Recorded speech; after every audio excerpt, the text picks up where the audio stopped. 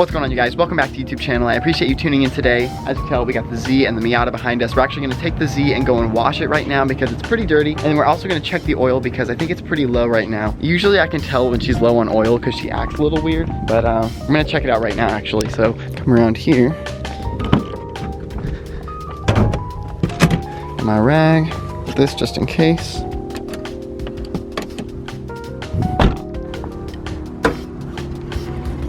There it is. As you guys tell, it was pretty windy the other day, so we got leaves everywhere. All right, so basically you got the oil thing right here. Check it out.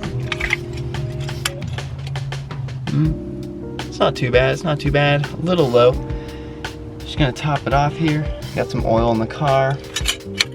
It's not too dark though, which is nice. That's the thing about my car is I feel like it burns so much oil that I'm adding it so often that it doesn't have a chance to get really dirty. But I will say I'm sure the oil filter needs to be changed soon. So we're gonna do that for sure. I don't know if you guys can tell, but the guy that owned this car before me, he must have been taking one of these and just trying to get this off. Because honestly, I don't know what it is about the Z. It's literally the hardest thing to get off in the world. So I usually put the camera down. I'll take my rag and I'll put it over the top and give it a good spin, just because I don't want to mess it up any more than it is. It wasn't too low, so we're not going to add very much. I'd say probably like that. All right, good to go. Got a little bit left. Super bright, one sec. My sunglasses. See, as you guys can tell, it's really not that hard to add oil to your 350Z. A lot of people will not get a 2005 or 2006 because you're constantly having to do this. And it's not constant. I'd say it's like once every 2 weeks. It really depends on how hard you drive. The car won't burn very much oil if you just drive it really casually. If you're flooring it around every single corner, obviously you're gonna burn a little bit more oil than you probably normally would. So it's really not that bad. And I think it's kind of fun, so. All right.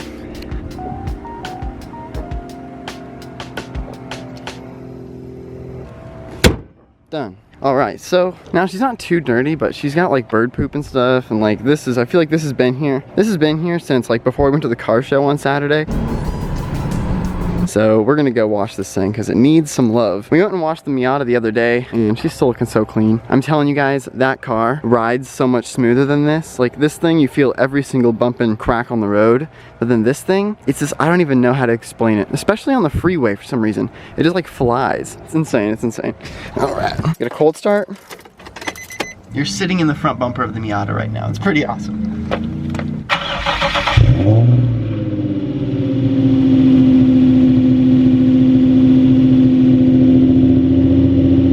Hopefully you guys can hear me, but I was noticing the other day, my exhaust like vibrates against my rear bumper. This side doesn't actually touch, which is lucky, but this side, I think we're definitely touching right there. So while we're back here, a rear diffuser would look so good. I was actually looking at one. Street Arrow makes a really aggressive one. I don't know if it would be too aggressive though. All right, so we just jumped in the car. We're gonna go wash the Z really quick because it is insanely dirty. And then I'm gonna get some food because I'm starving. I was thinking getting like Wingstop or something. And then I wanted to talk to you guys a little bit about how it's been owning this car for the last 2 years. I've put 17,000 miles on it, and that's just insane to think about. So we're gonna talk a little bit about that. I'm gonna let you guys know if I wish I would have picked a different car back then, or if I'm thinking about getting something new now. This car's been great for the last 2 years, but there are a few things I wanted to point out to you guys if you are thinking about getting one and owning it for a little bit longer, and if it's gonna be the right option for you. So without further ado, let's go get some food, let's go wash this thing, and then let's talk about it, because I'm interested. Man, you guys, we need a Tome or something. I love the muffler delete, but it's just really not loud enough now. I have had it for 1.5 years now, and I think we need a real exhaust kit that is gonna, you know, bring out the real growl that we all know this car has. You can hear it. It's just still locked away. I don't know how to explain it. Burger King it is. You guys, I eat way too much fast food. Serious. It's the mobile order for Johnny. For Johnny? Yes. You had the second one, thank you. Yeah, buddy. All right, just finished eating, had some Burger King. It was pretty awesome. Dude, whoever decided to put this concrete triangle here, you know how many front bumpers and front lips that guy's taken? Literally, how does he even sleep at night? I don't even get it. The love on yesterday's video was pretty insane. I know the thumbnail was pretty deceiving. It literally looked like I actually drove one of the brand new 400Z Z Protos to the sports park I go to all the time. I'm sorry if I got you with that clickbait, but you know, I thought the Photoshop job just looked so good not to do it. And it's crazy because that car, I literally took a picture of my car and I just put that car on top of it and it fits so perfectly that the proportions are literally identical to the 350Z. So I thought it was pretty funny. Sorry if I got you. We back. You guys already know where we're at. It's the car wash.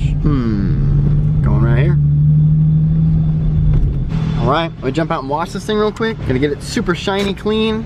We should be good.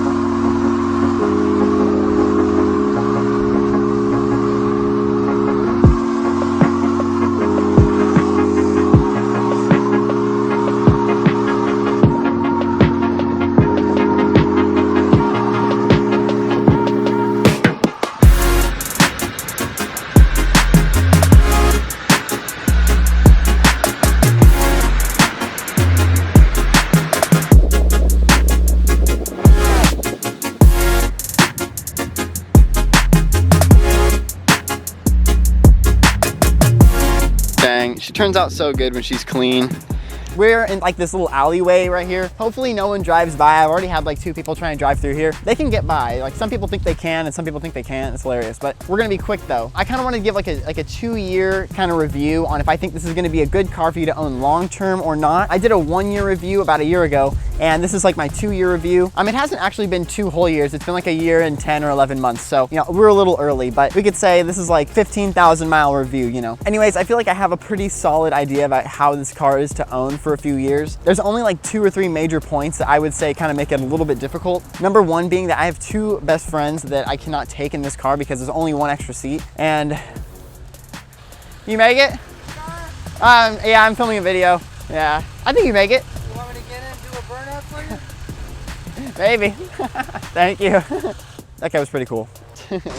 So like I was saying, the only thing that kind of stinks is that if you have a few other friends, you can't go together in this thing. They have to take a separate car. So there's always times when like I love driving my friends' places, like we go to the beach or we go camping and stuff. We can't take this thing, you know? That's not too bad, you know, having an extra car is nice sometimes. Another thing would be gas prices. In my area, I live in Southern California, so gas prices are like $3.50 a gallon. And you know, I also have a MazdaMiata, so I trade off. And I thought owning 2 separate cars was gonna, you know, help me save gas, because I knew just having this was I was just gonna, you know, use all of the gas in the world. But, you know, having the Miata, I thought I was gonna be able to, you know, save a little bit of gas by trading off, and that thing gets amazing gas mileage, but that's not the case. I think I'm at the gas station twice as often now because I have 2 cars. This thing does get pretty good gas mileage on the freeway. In the city, it's okay. It's like, one sec, I'm gonna switch sides. I'm switching sides. Like I was saying, in the city, it's really not too bad. I probably averaged like 13 or 14 city, and then maybe like 19 or 20 on the highway. If you're traveling, you know, 40 minutes down the freeway every day, you know, it's gonna be okay. You're not gonna like totally break the bank. It's gonna be normal. It's gonna be the same as like any like, you know, mid-size SUV. You know, any V6 really is gonna burn gas like this. So, and then obviously it also depends how you drive it. I feel like I'm flooring it out of every corner. So,